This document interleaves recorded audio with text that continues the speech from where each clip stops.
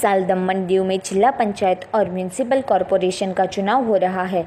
केंद्रीय चुनाव पंच के आदेश से दमन और दीव में आने वाली 15 जून से विशेष मतदाता सूची सुधारणा कार्यक्रम शुरू करने में आ रहा है।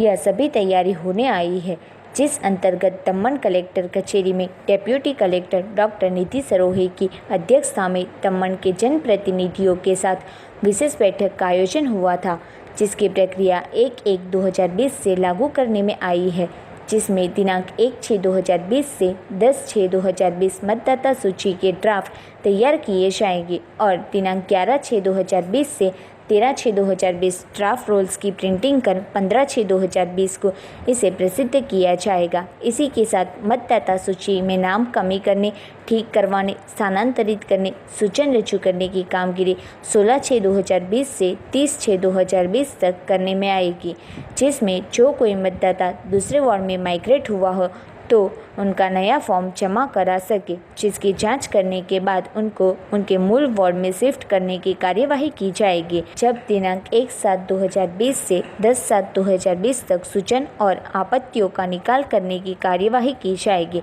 जिसके बाद दिनांक 11/7/2020 से 14/7/2020 दौरान फाइनल मतदाता सूची तैयार कर 13 जुलाई को फाइनल ड्राफ्ट प्रसिद्ध किया जाएगा। मतदाता सूची सुधारणा के लिए 1 जनवरी 2020 क्वालिफाइंग डेट जारी करने में आई है।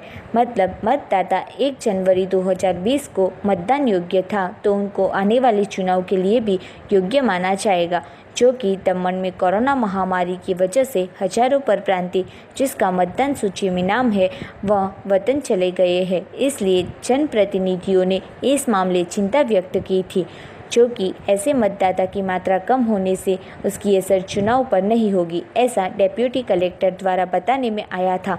क्योंकि दमन में आते हजारों परप्रांतियों में से ज़्यादातर लोग सीजनल मजदूर हैं, जो सीज़न पूरी होने के बाद दमन में काम हेतु आते हैं और बाद में अपने वतन लौटते हैं। इसलिए ऐसे लोग दमन में अपना वोटिंग कार्ड नहीं बनवाते। इसी के साथ जो लोग लंबे वक्त से दमन में रहते हैं उन्होंने अपना वोटिंग ID बना लिया है, वह लॉकडाउन खत्म होते, रोजगार शुरू होते दमन तरफ लौट रहे हैं।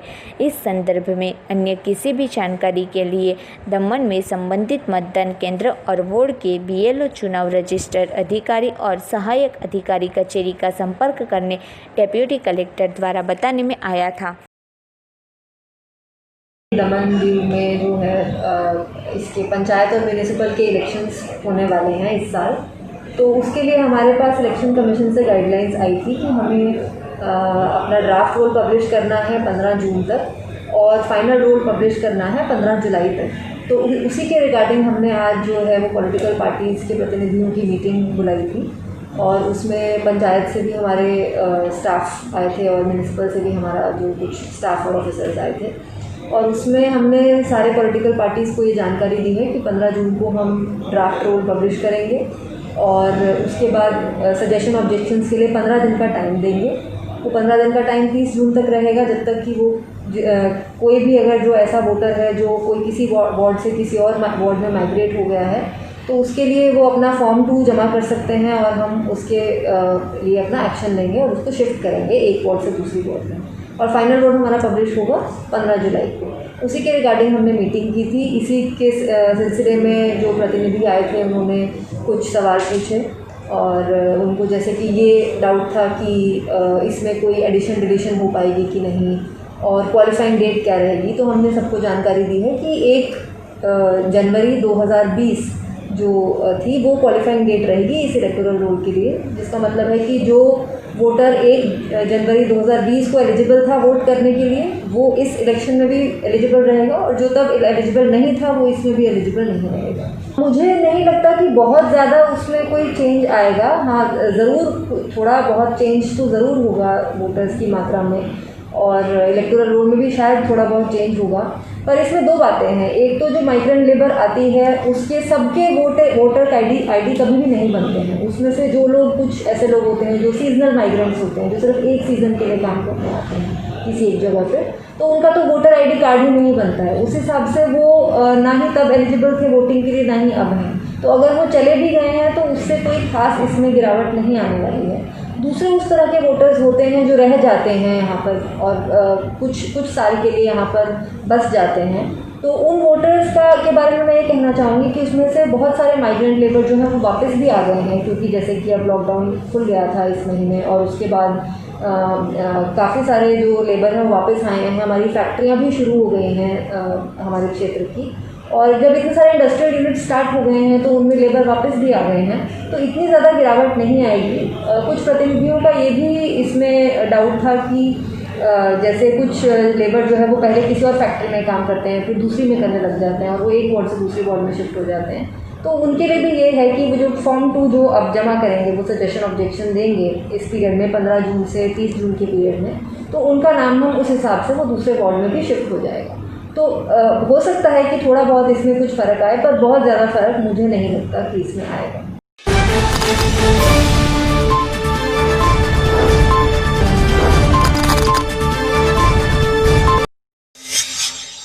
गृह मंत्रालय के आदेश और आरोग्य विभाग की एसओपी बाद दमन प्रशासन ने भी प्रदेश में आई धार्मिक संस्था, होटल एंड रेस्टोरेंट को खोलने के नियम जारी किए हैं। दमन में बाहर से आने वाले ग्राहकों को ऑनलाइन होटल का बुकिंग करना होगा।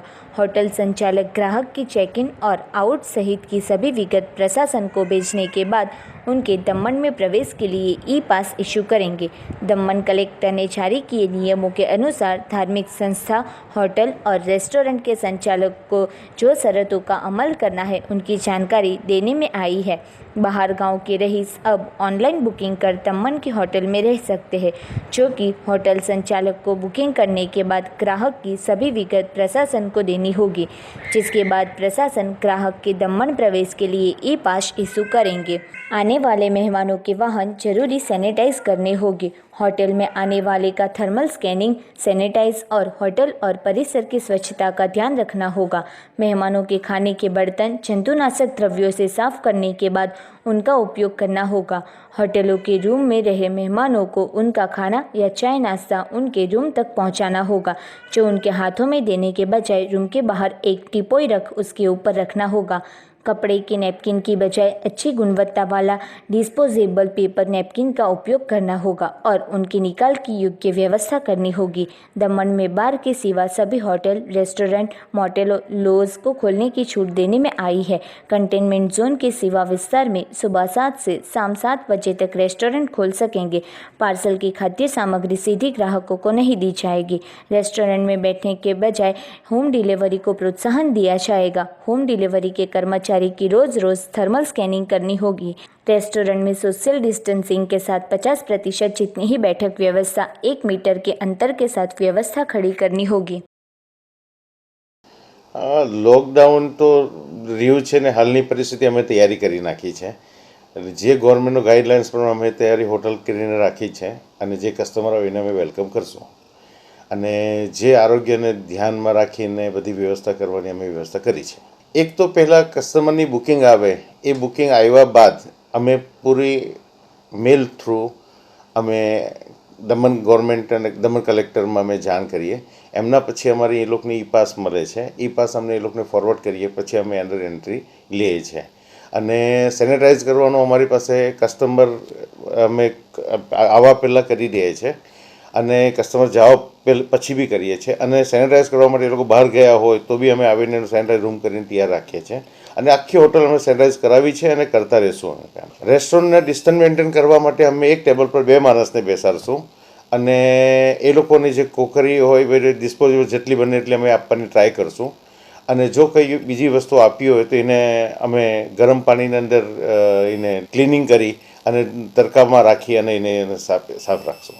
અમારી પાસે સ્ટાફ 40% સ્ટાફ ગયો છે રજા માંગીને અને 60% સ્ટાફ અમારી પાસે છે અને જે હાલની પરિસ્થિતિ હિસાબે અમે 60% સ્ટાફમાં અમે હોટલ ચલાવી શકશું અને વાંધો નથી અને જે ગવર્મેન્ટની ગાઈડલાઇન્સ પ્રમાણે જે વસ્તુ આપી એક છે કે એમ ટેબલમાં મેન્ટેન કરવાનું, એ મેન્ટેન કરવાનું, ડિસ્પોઝેબલ યુઝ કરવાનું, આ કરવાનું, એ બધું અમે કરશું।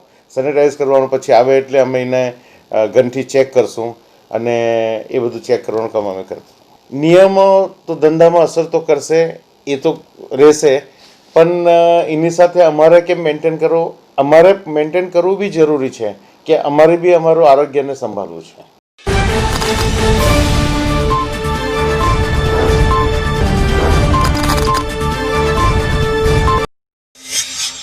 संघ प्रदेश दमन की खेमाणी डिस्टिलरीज में काम करते 80 जितने कामदार गुजरात के हैं जो लॉकडाउन की वजह से नौकरी पर नहीं जा सकते. गत मई माह का पगार ना मिलते फरियाद करने कलेक्टर कचेरी पहुंचे थे. कामदारों के बताए अनुसार वह सालों से कंपनी में काम करते हैं. अप्रैल माह में पगार ज़्यादा मिलना चाहिए पर पुराने पगार अनुसार चुकाया था. जब मई माह का पगार ना मिलते उनके परिवार की हालत दयनीय बनी है. कामदार सांसद के कार्यालय में आए की जानकारी पार्टी के पीएसआई एसबी झाला को होते उन्होंने वहां आके कानून और कोरोना की महामारी में सोशल डिस्टेंसिंग के नियम का उल्लंघन ना हो उसका ध्यान रख सबकी बैठक बाद रवाना किया था. जब कामदारों का पगार और ई पास के अंतर्गत सांसद ने दमन के प्रशासन अधिकारी से बात कर गुजरात के कामदारों के लिए नौकरी के लिए ई पास की व्यवस्था कर देने का सिर्फ निर्णय लेने में आया होने का कामदारों ने बताया था. पहले कामदारों के पगार के विषय पर दमन के लेबर ऑफिसर जे.बी. चौहान ने कामदार के प्रतिनिधि को बुलाकर समस्या अंतर्गत दमन कलेक्टर को रजूआत की थी.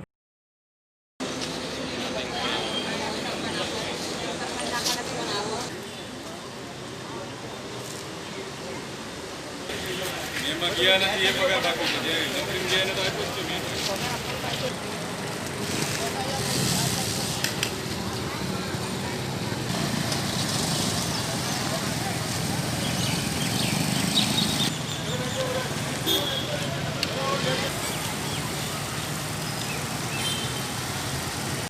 નો વર્ક ન કરે પણ અંદર આવવા જ નહીં દેતા તો કાંઈ કરવાનું એ લોકો તો પ્રફુલ કાકાને કહેવાય ને એ તો એ લોકો થોડું કંઈ કહેવાનું એ તો કંપનીને ઓળખે પ્રફુલ કાકાને થોડું નહીં ને બધું નો વર્ક ન કરે. હું 2 તારીખથી જૂનથી ચાલુ છે ઉડવાડાથી. તમારે શું કરવાનું તમારે બી નહીં સવાલ જ નહીં ને.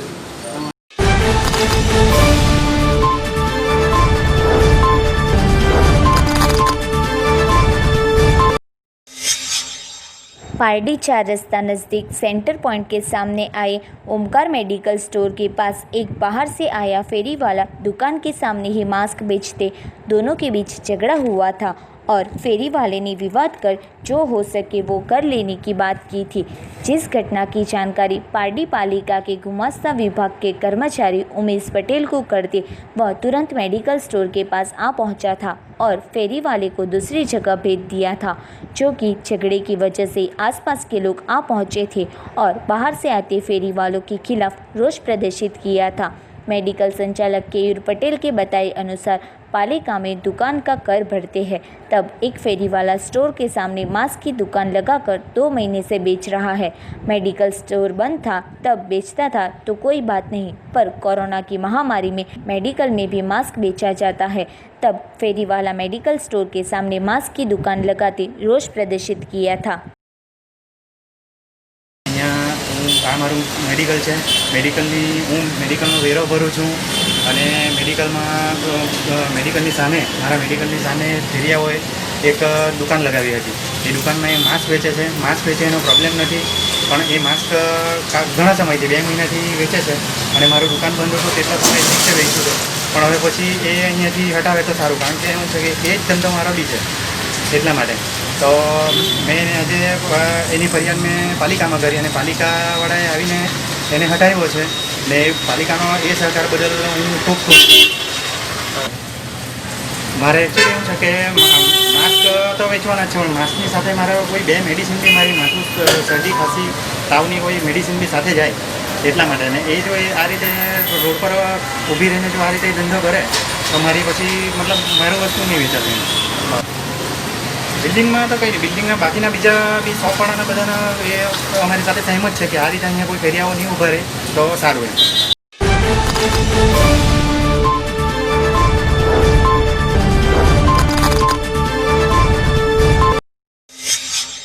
पारडी के सुल्तान फलिया में सुबह एक बैल को बीच करंट लगते मौत हुई थी जिसकी जानकारी स्थानिक द्वारा पालिका और जीबी और बजरंग दल के कार्यकर्ता का संपर्क कर तुरंत कामगिरी करने में आई थी.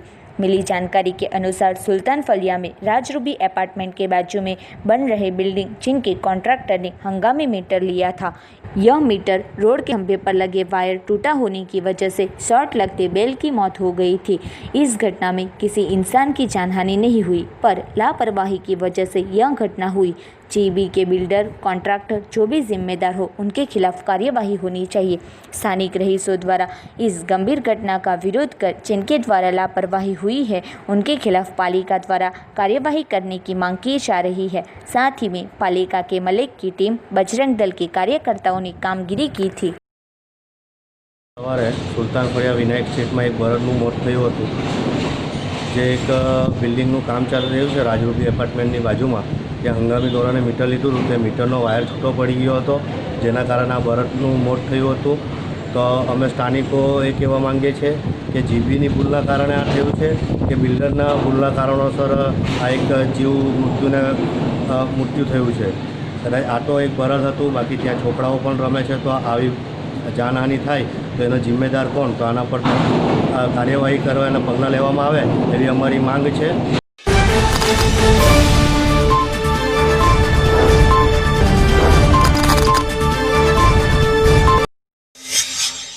पारडी पंथक में बारिश का मौसम शुरू हो गया है, तब सबसे बड़ी मुसीबत दक्षिण गुजरात बीज कंपनी द्वारा बारंबार बीज प्रवाह बाधित और प्री मानसून की कामगिरी के सामने हाल तो कई सवाल उठ रहे हैं। इसी के साथ बारिश का मौसम शुरू होते ही हर रोज़ बारंबार पावर जाती बीज ग्राहकों में नाराज़गी दिख रही है। तब बीज के अधिकारी इस मामले ध्यान देकर पारडी पंथक में बीज प्रवाह बाधित ना हो उसका ध्यान रखें, वह ज़रूरी है। तो दूसरी ओर लॉकडाउन में बीज इस्तेमाल का बिल ज़्यादा आते बीज ग्राहकों ने पारडी बीज कचेरी फरियाद दर्ज करवाई थी और सरकार ने जो बीज का बिल कम करने की बात की थी वह झूठी साबित हुई है और बाद में 200 यूनिट के सामने 100 यूनिट का बिल देने की घोषणा होते लोगों ने राहत का अनुभव किया था, पर अब तक एक भी बीज ग्राहक का बिल कम नहीं हुआ। सरकारने जे गाइडलाइन्स है, सर्क्युलर है, प्रमाणे આપણે કરતા છે। એમાં જે મીટરમાં જે રીડિંગ આવ્યા છે તે પ્રમાણે જ બિલ આપણે ઇસ્યુ કરીએ છીએ। ફ્યુઅલ ચાર્જ 2 રૂપિયા 6 પૈસા તો એની જગ્યાએ 1 રૂપિયા 90 પૈસા, ફ્યુઅલ ચાર્જ જે 1 રૂપિયા 90 પૈસા જે રિવાઇઝ કર્યો છે તે રિવાઇઝ પ્રમાણે જ, તો એમાં જે વપરાશ થયો છે તે પ્રમાણે જ આવી છે। ગરીબ લોકો છે એને તમે સામાન્ય લોકો મધ્યમ વર્ગને હા બરાબર કે નીચલો મધ્યમ વર્ગ ને મધ્યમ વર્ગ જે છે એનું શું બાબત બરાબર કે ભાઈ ખાલી જે તમારે એકચ્યુઅલ જે વપરાશ છે રીડિંગ જ એ તમને લાગશે, બીજા કોઈ ચાર્જ લાગશે નહીં। તેના પર છોડ લાગે કેમ આ ચાર્જ વધારે છે એની પાછળ એ લોકોનું જે કૌભાંડ જાણવું હોય તો તમને આજે મોકલી આપા લિંક તમે જોઈ લેજો। એ લોકો જે કોલસામાં ગોટાળા કીધેલા છે ને આ સરકારે, આજે એનર્જી ચાર્જ ને આ બધા જે વધારે ફ્યુઅલ ચાર્જ જે જુદું જુદું જે ચાર્જ લગાવે છે જે વધારે ચાર્જ લગાવે ને એની પાછળ કોલસો જે ઇમ્પોર્ટ કરેલો એ કોલસાના ઇમ્પોર્ટની અંદર એ લોકોએ ઘોટાળો કીધેલો છે, અબજો રૂપિયાનો ઘોટાળો છે। અને એ ઘોટાળો એ લોકોએ હૈસી એટલે દરિયામાંથી જે ઇમ્પોર્ટ કીધો તો ત્યાં ખોટા બિલ જ કઈ રીતે ચેન્જ કરી નાખેલા છે, એટલે એ અત્યારે કોઈ બી ચાર્જ લાગવા નહીં જોઈએ આપણને। અત્યારે તો આપણી હાલત જ એ છે કે આપણે એ ભરવા જવું તો ખાવાનું નહીં પડે, આપણે ખોટા એમ જ કેમ કે આપણે અસહકાર જ કરવાનો, કોઈ એ બિલ ભરવાના જ નહીં, જે કરવું એ કરે, જીબી કે જે કોઈ કંપની કે જે કોઈ એ લોકો જે કરવું એ કરે, આપણે બધા સામૂહિક રીતે બિલ ભરવાનો બહિષ્કાર કરી દઈએ।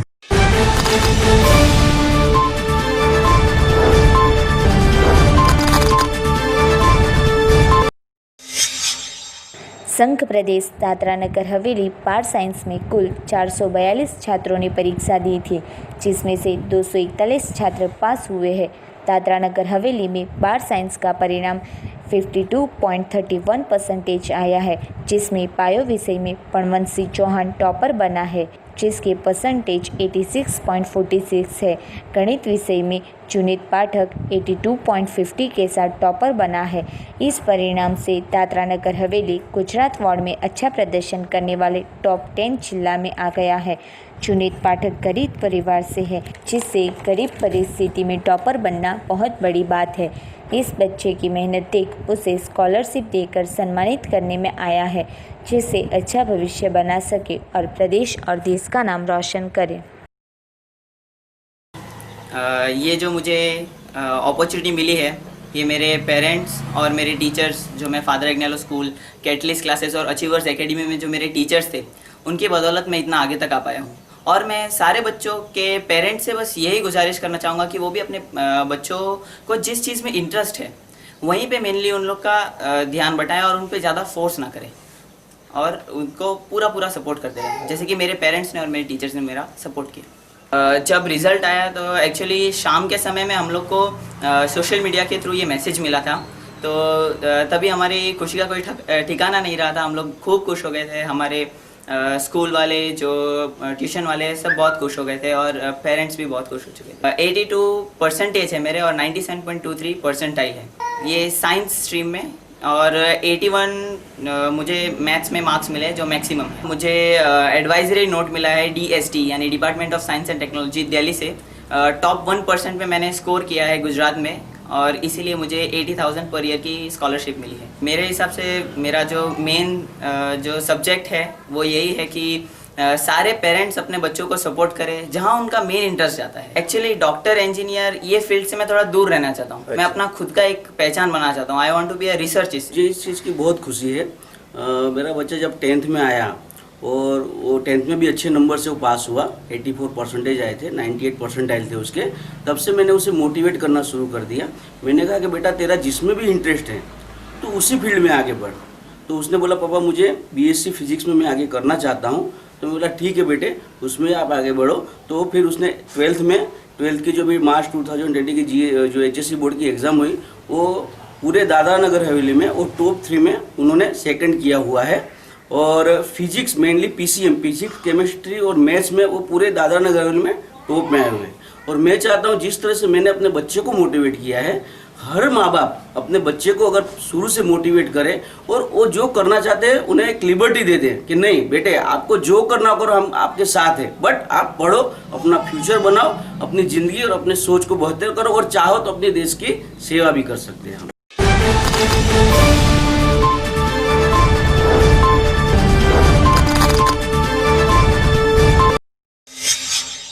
संघ प्रदेश दादरा नगर हवेली और दमन में प्रशासन ने इलेक्ट्रिक बस शुरू करने का तय किया है, इसलिए 25 जितनी बस का ऑर्डर 6 महीने पहले देने के बाद हाल एक बस मिली है।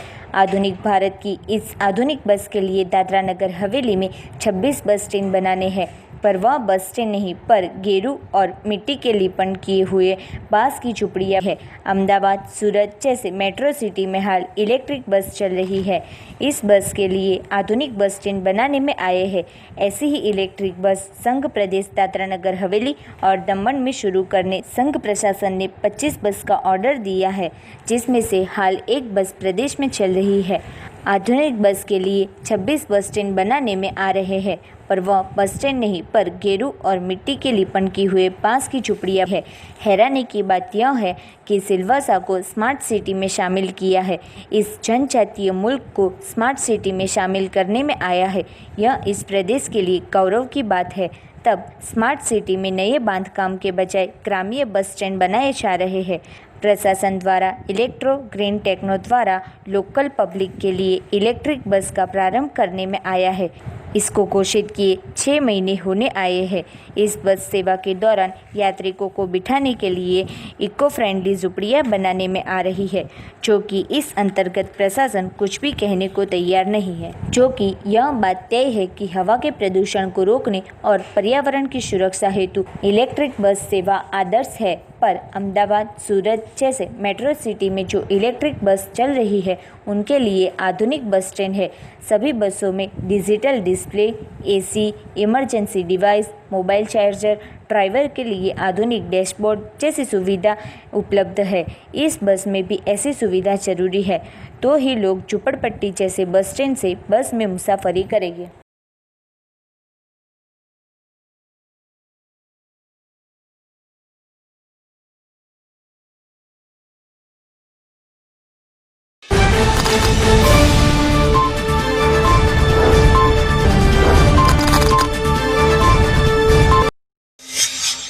कोरोना की महामारी से बचने और रोग प्रतिकारक शक्ति बढ़े ऐसे हेतु से जिला आरोग्य विभाग द्वारा आज जिला पंचायत गांधी हॉल में पत्रकारों के लिए आयुर्वेदिक काढ़े का वितरण करने में आया था, तो साथ ही में आयुष मंत्रालय द्वारा प्रमाणित करने में आई समशनिवटी गोली और विटामिन बी कॉम्प्लेक्स और विटामिन सी की गोली का वितरण करने में आया था, जिसमें वलसाड शहर में लॉकडाउन के वक्त भी जान को जोखिम में डालकर लोगों तक सच्ची हकीकत और समाचार पहुंचाते पत्रकारों को वितरण करने में आया था।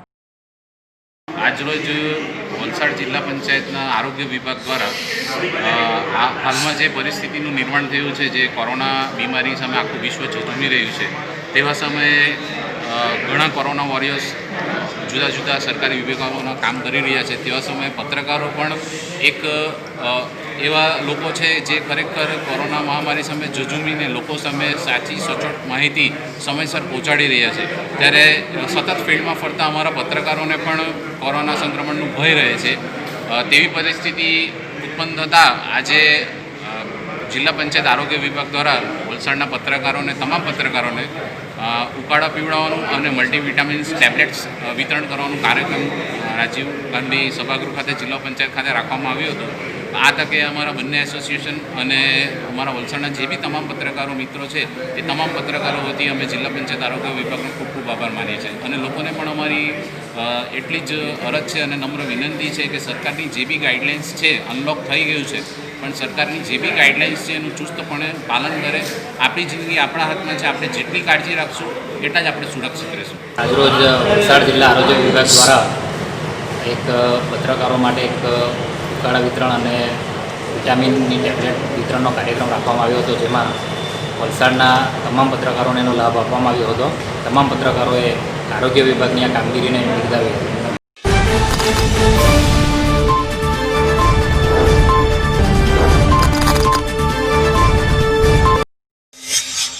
कांग्रेस पार्टी ने विविध जगहों पर कार्यकर्ताओं से की बैठक। राज्यसभा का चुनाव कांग्रेस के 10 विधायक वलसाड के रिसोर्ट में रहे। सुबह से पारडी के चिवल मरी माता कपराड़ा के सुखाला वापी नजदीक के पंडोर गांव में तापीबाई के खेत में कांग्रेस के कार्यकर्ताओं ने इकट्ठा होकर कांग्रेस पक्ष को मजबूत बनाने चर्चा की थी। हाल में कपराड़ा विभाग के जीतूभाई चौधरी ने कांग्रेस और विधायक पद से इस्तीफा देते हाल की परिस्थिति में ऐसे वक्त कांग्रेस के कार्यकर्ताओं में भारी नाराजगी को लेकर कार्यकर्ताओं को हिम्मत देने कपराड़ा विभाग के गांवों में कार्यकर मिले थे। अपनी 135 वर्ष जूनी पार्टी है, एक माणस जवाथी आपने कोई फरक पड़वानो नहीं, पण आजे जीतूभाई जयरे धारासभ्य पहली बार बनेला ए वखते हूँ पण पहली बार धारासभ्य बने 2002 में अमे बंने पहली बार साथे धारासभ्य बनेला, पण त्यारबाद हूँ संसद सभ्य तरीके निकली गयो एटले अमारो साथ छूटी गयेलो। पण आजे हूँ पण एक आदिवासी समाजमांथी आવું। आजे जीतूभाई भाजपमां जाय पण सेना माटे गया, તમારે એ જ વસ્તુ પૂછવાની, કારણ કે મને એવું થાય કે આ કેવડિયામાં જબરજસ્તી આદિવાસીઓની જમીન સરકાર લઈ લેવા માગે છે, એને અટકાવવા માટે જીતુભાઈ ગયા હોત તો મને આનંદ થતું, એને અભિનંદન કે જબરજસ્તી અત્યારે રબારી ચારણને ભરવાડ લોકોને આદિવાસી બનાવવાના ખોટા પ્રમાણપત્રો આપવામાં આવી રહ્યા છે, જેનાથી આપણા સમાજને વ્યાપક નુકસાન થઈ રહ્યું છે। એ સર્ટિફિકેટો આપતા રોકવા માટે જીતુભાઈ ગયા હોત તો અમે એને અભિનંદન આપીએ। આજે આપણા આદિવાસી સમાજમાં શિક્ષિત બેરોજગારોની સમસ્યા વધી રહી છે। ઘરે ઘરે બેકારો આજે ઘરમાં પડેલા છે, કોઈ ગ્રેજ્યુએટ છે, કોઈ ડબલ ગ્રેજ્યુએટ છે, કોઈ ટ્રિપલ ગ્રેજ્યુએટ છે, એ લોકોને નોકરીઓ પણ મળતી નથી। એવી પરિસ્થિતિમાં આપણે આદિવાસીઓ જીવી રહ્યા હોય ત્યારે એ યુવાનોને રોજગાર અપાવવા માટે જીતુભાઈ ગયા હોત તોય અમને આનંદ થાત ને અમે એને અભિનંદન આપત। પણ એક વસ્તુ સમજી લેજો, કાલે તુષાર ચૌધરીજી ભાજપમાં જાય તે તમારા માટે નહીં જશે, એ મારા માટે જ જઈશું। મને કંઈ સારો રોજગારની ઓફર થશે, મને આટલા બધા રૂપિયાની ઓફર થશે તો હું જઈશ। એ જ વસ્તુ તમારા ધારાસભ્યએ કહ્યું છે, એટલે એમાં કોઈ સહાનુભૂતિ બતાવવાની જરૂર નથી। આ આપણા આદિવાસી સમાજની બી અપમાન છે, આદિવાસી સમાજનો પણ એમણે દ્રોહ કર્યો છે, એટલે ભવિષ્યમાં એક કોઈ પણ ચૂંટણી લડે તો આપણે એમને પરિણામ બતાવવા તૈયાર રહેવાનું છે। જીતુભાઈ રાજીનામું આપતે તો આપણે સ્વીકાર્ય હતું, પરંતુ જીતુભાઈ રાજીનામું શેના માટે આપ્યું? જીતુભાઈ તમામ આદિવાસી સમાજનો વિશ્વાસઘાત કર્યો છે માત્ર ને માત્ર પૈસા માટે। મને યાદ છે આ ચીવલના આ જ ગ્રાઉન્ડ પર આપણે સૌએ એક મિટિંગ કરી હતી અને જીતુભાઈને જીતાડવાની નેમ કરેલી હતી। એવી જ રીતે હવે આપણે લોકોની સમક્ષ જઈને કહેવાનું છે કે જીતુભાઈ આપણા માટે નથી ગયા, જીતુભાઈ પોતાના ખિસ્સા ભરવા માટે ગયા છે. ત્યારે આવા જીતુભાઈ જેવાને આપણે જાકારો બી આપવાનો છે. તમામ આદિવાસી સમાજના આપણા કાર્યકરો અને આદિવાસી સમાજના લોકોએ એક સાથે થઈને હવે પછી પક્ષની જે ચૂંટણી આવશે, વિધાનસભાની એ ચૂંટણીમાં લાગી પડવાનું હશે. અને સાથે સાથે ચેતવણી પણ એ જ આપવાની હશે કે ભાજપ ગમે તે રીતે આદિવાસીઓને ખરીદી શકતા નથી કે કોંગ્રેસ પક્ષના ધારાસભ્યોને ખરીદી શકતા નથી. માત્ર ને માત્ર સ્વાર્થી પોતાની વૃત્તિને કારણે અને લાલચી પ્રવૃત્તિને કારણે એવો વેચાઈ જાય છે. આજે રાજ્યસભાની ચૂંટણી આવી છે, આપણી કિંમત ઊભી કરીને જ આપવાનું હોય તો આપણી જે પ્રજા છે 2.5 લાખની વસ્તી અને કપરાડા જે આપણે અંદરના વિસ્તારમાં જોઈએ છે, જેને ખાવાનું મળતું નથી, એને પહેરવાના કપડાં મળતા નથી, પીવાના પાણીના પ્રશ્નો છે ને શિક્ષણ પૂરતું મળતું નથી. અને જીતુભાઈને આજે કદાચ બોલતા આજે કિંમત ઊભી કરતા કર્યા એ તો કોંગ્રેસે કર્યા. ધારાસભ્ય અહીંયા તો 5 લાખની વસ્તી છે વિસ્તારમાં, ધારાસભ્ય એક જ છે, એને કેમ 25 કરોડ આપે? ધારાસભ્યની કિંમત કોંગ્રેસ ઊભી કરે છે. તો આ બધી પરિસ્થિતિમાં આવનારા દિવસો ખૂબ સંઘર્ષ મળશે. ભાજપ જે રીતના નીતિ કરી રહી છે, એક રાજ્યસભાનો ઉમેદવાર જીતશે તો એનાથી કંઈ ત્યાં સત્તા પરિવર્તન થવાનું નથી. અને ગૌરવભાઈ સાથે ખાસ ચર્ચા વિચારણા કરીને આ પ્રવાસનો કાર્યક્રમ ગોઠવ્યો છે. તમને બધાને એવું લાગતું હશે કે કોંગ્રેસ ધારાસભ્યને જબરદસ્તી ગૂંધી રાખે છે રૂમમાં, એ લોકો ભાગી જવાના છે એટલે એક જગ્યાએ ભેગા કર્યા છે, પણ વાસ્તવિકતા એવી નથી. પણ આદિવાસી ધારાસભ્યોએ નક્કી કર્યું, કારણ કે શું થાય છે અત્યારે અમારા સુનિલભાઈ છે, સુનિલભાઈને ફોન આવે કે મારા બાજુવાળા પુનાજીભાઈ તો તૈયાર જ છે એમ કે એનું પાકું થઈ ગયું છે, હવે તમે બી આવી જાઓ તો સારું. હવે પેલા ત્યાં ઉચ્છલ હોય ને આ વ્યારા હોય, એકબીજા જોડે વાત નહીં થાય ત્યાં સુધી ખબર નહીં પડે કે વાત સાચી છે ખોટી. એટલે અમે નક્કી કર્યું કે આપણે જ બધા ભેગા થઈ જઈએ, તો ફોન આવે તો સ્પીકર ફોન પર જ ચાલુ કરી દેવાનો, એટલે ખબર જ પડી જાય કોણ બોલતું છે ને કોની વાત કરતું છે. એને જ ફોન આપી દેવાનો, એટલે આ તો અહીંયા જ છે, તારી પાસે ક્યાં આવેલા છે. એટલે આવી રીતે જે છેતરવાનો પ્રયત્ન કરે છે ને છેતરી નહીં જાય એના માટે અમે ભેગા છીએ.